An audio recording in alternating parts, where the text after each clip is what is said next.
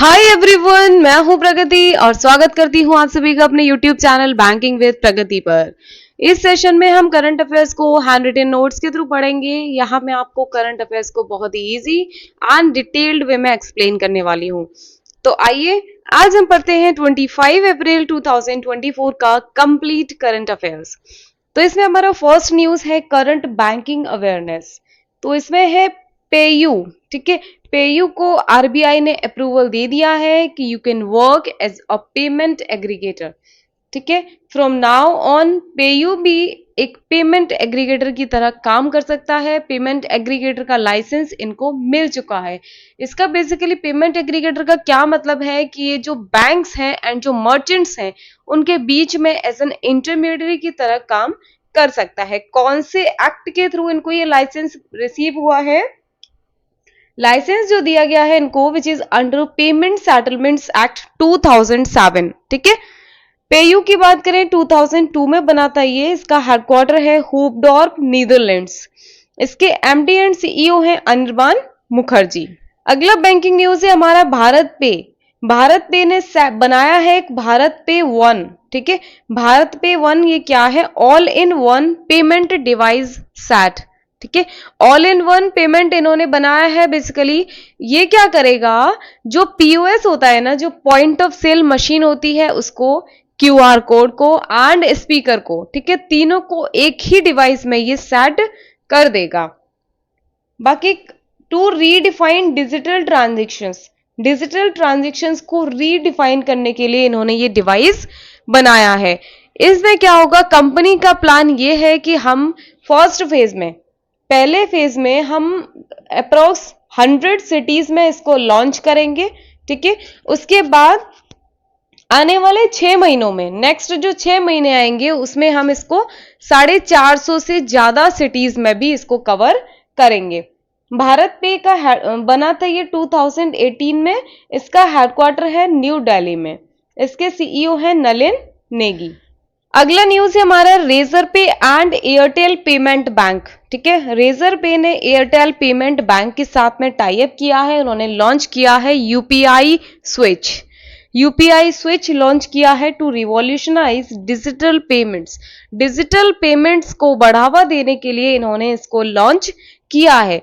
UPI switch क्या है? Basically ये एक पेमेंट इंफ्रास्ट्रक्चर कंपनीज को ये अलाउ करती हैं कि आप डायरेक्टली एनपीसीआई से कनेक्ट कर सकते हैं, ठीक है। एंड कोई भी नए यूपीआई फीचर के लिए आप एनपीसीआई से कनेक्ट कर सकते हैं। और इसके थ्रू क्या होगा, यूपीआई स्विच के थ्रू ये 10,000 ट्रांजेक्शन्स को भी विद इन सेकेंड कर सकता है ये हैंडल, ठीक है।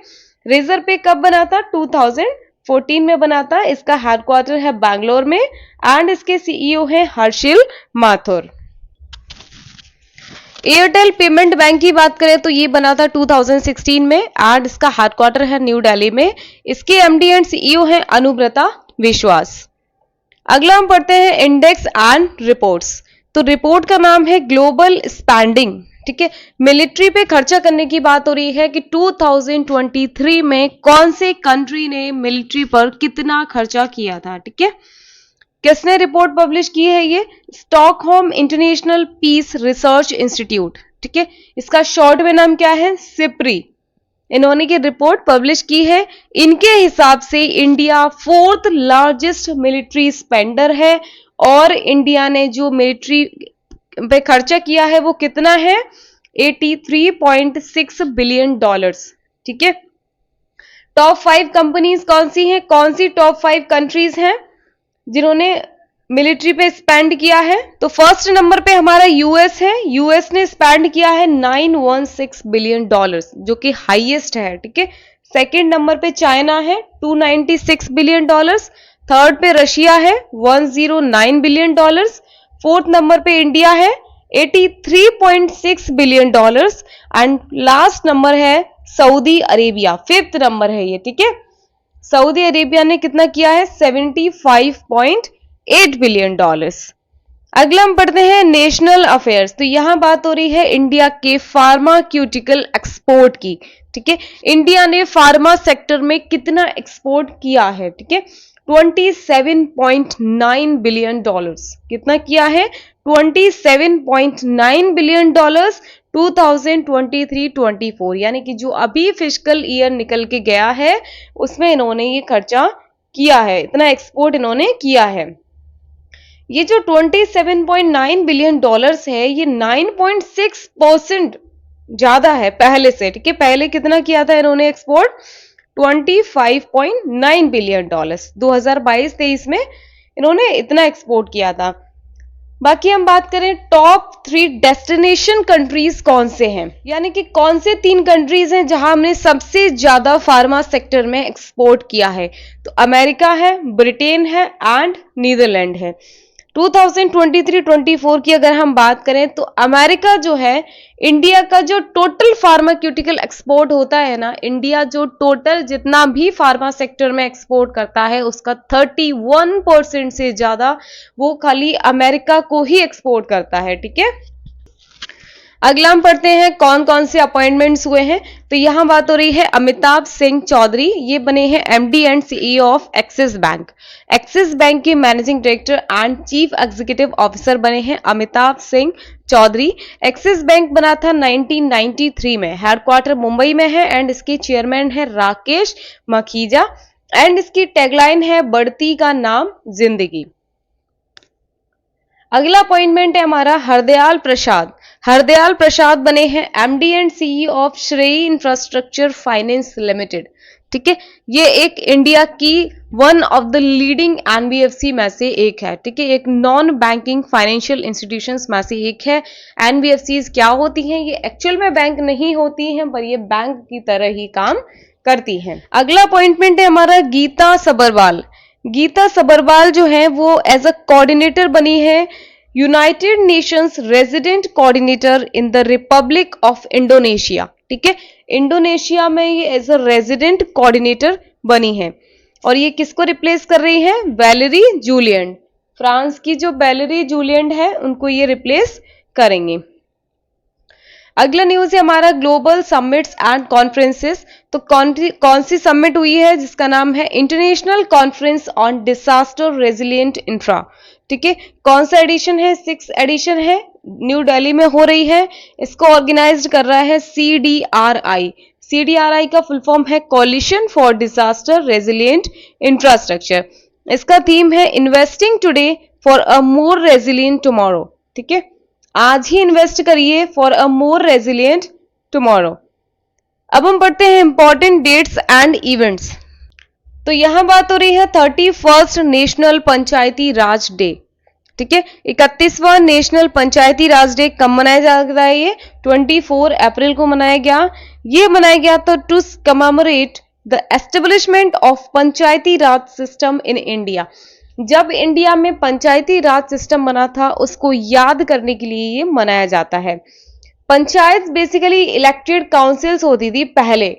एंशिएंट इंडिया में ये इलेक्टेड काउंसिल्स होती थी जिसमें कि एडमिनिस्ट्रेटिव एंड जुडिशियल अथॉरिटी होती थी। एंड जो पंचायती राज है बेसिकली ये 3 टियर सिस्टम है जिसमें कि 3 रहते हैं। एक ग्राम पंचायत रहता है, एक पंचायत समिति रहती है एंड एक जिला परिषद रहता है, ठीक है। ये बेसिकली फोकस करता है रूरल डेवलपमेंट पे, जो ग्रामीण विकास है उस पे ये फोकस करता है। पंचायती राज सिस्टम बेसिकली ये एक सिस्टम है लोकल सेल्फ गवर्नमेंट का, ठीक है, जिनका काम क्या होता है कि डिस्ट्रिक्ट्स बनाना, जोन्स बनाना एंड जोनल लेवल पे काम करता है, ये विलेज लेवल पे काम करता है, ठीक है। अगला हम पढ़ते हैं defence activities. DRDO defence research development organisation, ठीक है। DRDO ने एक जैकेट बनाई है, एक लाइट बुलेट प्रूफ जैकेट, ठीक है। बुलेट पास नहीं होगी इससे। बुलेट प्रूफ जैकेट है for protection against the highest threat level 6, ठीक है, इससे प्रोटेक्ट होने के लिए। तो ये जो जैकेट है ये बनाई गई है। तो ये कौन सा थ्रेड की बात हो रही है? इसका नाम है 7.62/54R API। ये क्या है? लेवल 6 है ऑफ BIS 17051 एमिनेशन, ठीक है।